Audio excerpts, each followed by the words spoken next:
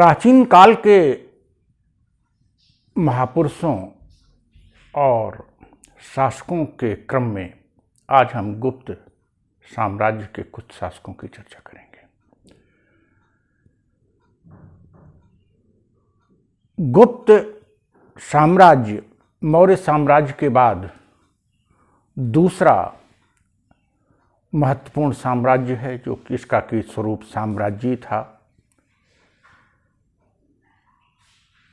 गुप्त साम्राज्य की विजयें मौर्य साम्राज्य की विजयों से तो कम नहीं थी, लेकिन साम्राज्य छोटा था, क्योंकि अधिकांश राज्यों को जीतकर अधीनस्थ बनाने की नीति अपनाई, साम्राज्य में मिलाने की नहीं।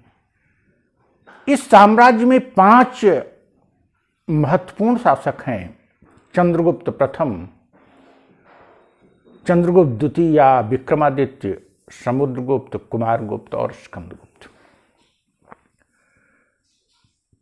वस्तुतः चंद्रगुप्त प्रथम के पहले ही उस वंश के 2 लोगों ने एक छोटे राज्य की स्थापना की थी, लेकिन मगध को एक साम्राज्य स्वरूप और मगध जिस गुप्त साम्राज्य के रूप में जाना जाता है, उसे देने का श्रेय चंद्रगुप्त प्रथम को है।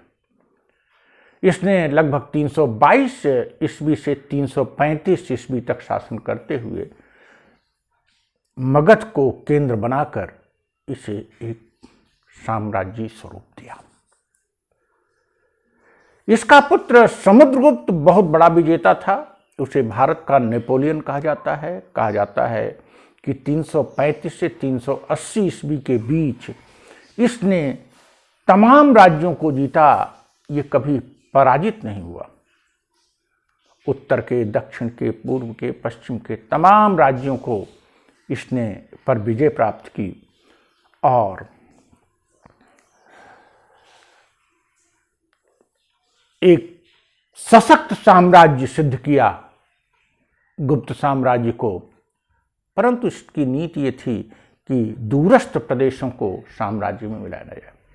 समुद्रगुप्त की उपलब्धियों का वर्णन उसके मंत्री हरिसेन ने किया है, जो प्रयाग प्रशस्त के रूप में जाना जाता है, और अशोक के एक स्तंभ पर उसकी प्रशस्ति का उल्लेख है, जिसमें उसके सारी विजयों और उसके गुणों का विधिवत उल्लेख है। और इतिहास के लिए, प्राचीन इतिहास खासकर गुप्त साम्राज्य को जानने के लिए यह एक प्रमुख अभिलेख है।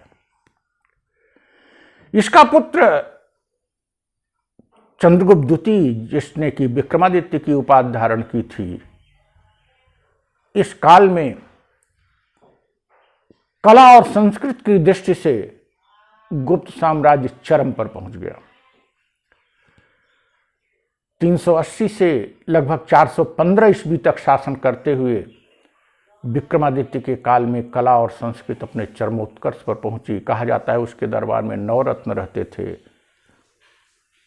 लगभग इन्हीं 3 शासकों के काल में महाभारत, रामायण, महाकाव्य अंतिम रूप प्राप्त किए, अनेक पुराणों की रचना हुई और इनके अतिरिक्त हिंदू धर्म का विधिवत पुनरुत्थान हुआ। राजाश्रय में ये सब अधिकांश गुप्त शासक विष्णु के उपासक थे, वैष्णव थे, और इसी प्रकार की बड़ी बड़ी उपलब्धियां, बड़ी बड़ी उपाधियां इन्होंने धारण की थी। गुप्त शासकों में विक्रमादित्य का समय जो था, अब कालिदास जैसा मूर्धन्य विद्वान, अमर सिंह जैसा विद्वान, विशाख दत्त, तमाम विद्वान हैं जिनकी कि हम साहित्यिक कृतियों के वीडियो में किसी चर्चा करेंगे, कि बहुत ही अच्छी कृतियां दिया। न केवल धार्मिक साहित्य अपितु धर्मेतर साहित्य और संस्कृत साहित्य, संस्कृत भाषा अपने पराकाष्ठा पर पहुंची। चंद्रगुप्त द्वितीय का पुत्र कुमारगुप्त भी योग्य था, उसकी योग्यता में कमी नहीं थी, और उसके काल में आर्थिक स्थिति, कम से कम राजाश्रय की आर्थिक स्थिति बड़ी उन्नत दिखाई पड़ती है, क्योंकि सबसे ज्यादा संख्या में स्वर्ण मुद्राएं उसी के काल की मिली हैं, कुमारगुप्त के। उसने 415 से एक लंबा काल 455 ईस्वी तक शासन किया और साम्राज्य पूरी तरह से अक्षुण्ण बना रहा। आर्थिक स्थिति गुप्त काल को कुछ भारतीय इतिहासकारों ने स्वर्ण काल की संज्ञा दी, लेकिन अनेक आधुनिक इतिहासकार इससे सहमत नहीं हैं। लेकिन जो भी हो, कला और संस्कृति की दृष्टि से, साहित्य की दृष्टि से निश्चित रूप से यह काल स्वर्ण काल था। हाँ, आधुनिक मापदंडों पर संभव है कि इसे स्वर्ण काल माना जाना उचित नहीं है, क्योंकि जनसामान्य की स्थिति बहुत अच्छी नहीं मानी जाएगी। सामंतवाद बढ़ा, राजाश्रय प्राप्त व्यक्ति, राजाओं की स्थिति, ब्राह्मणी व्यवस्था को ज्यादा प्रश्रय मिला और सामंतवाद बढ़ा, तो स्वाभाविक रूप से आधुनिक मापदंड पर इसे स्वर्णकाल नहीं कहा जा सकता, क्योंकि जनसामान्य की स्थिति अच्छी नहीं थी। कुमारगुप्त के बाद स्कंदगुप्त भी अपने साम्राज्य को अक्षुण्ण बनाए रखा। उसी के समय हुणों का आक्रमण हुआ, लेकिन उसने उनको पराजित किया। लेकिन जब स्कंदगुप्त की मृत्यु होती है 467 ईस्वी में, तो उसके बाद दो कारणों से, मुख्य रूप से दो कारणों से, हुणों के लगातार आक्रमण आगे चलकर होंगे 20-25 साल बाद, और आंतरिक कलह के कारण यह साम्राज्य कमजोर होने लगा। लेकिन 322 से 467 ईस्वी तक का जो समय है, लगभग 150 सालों का, यह साम्राज्य अत्यंत मजबूत और अत्यंत महत्वपूर्ण रहा।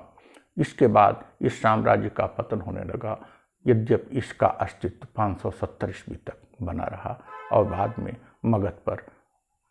मगध के क्षेत्रों को अन्य राज्यों ने जीत लिया, और फिर छोटे छोटे राज्यों का उदय होगा और गुप्त साम्राज्य का अंत हो जाएगा।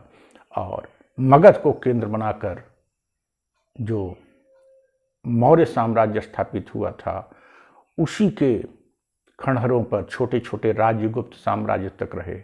फिर मगध को ही केंद्र बनाकर गुप्तों ने बड़े साम्राज्य की स्थापना की, और उसके बाद राजपूत काल के बाद मगध की वह स्थिति कमजोर होती गई, और फिर मगध केंद्र नहीं रहा। आगे चल के आप देखेंगे जो साम्राज्य स्वरूप है, जो भारत का केंद्रीय स्वरूप है, वो दिल्ली सल्तनत के रूप में आएगा।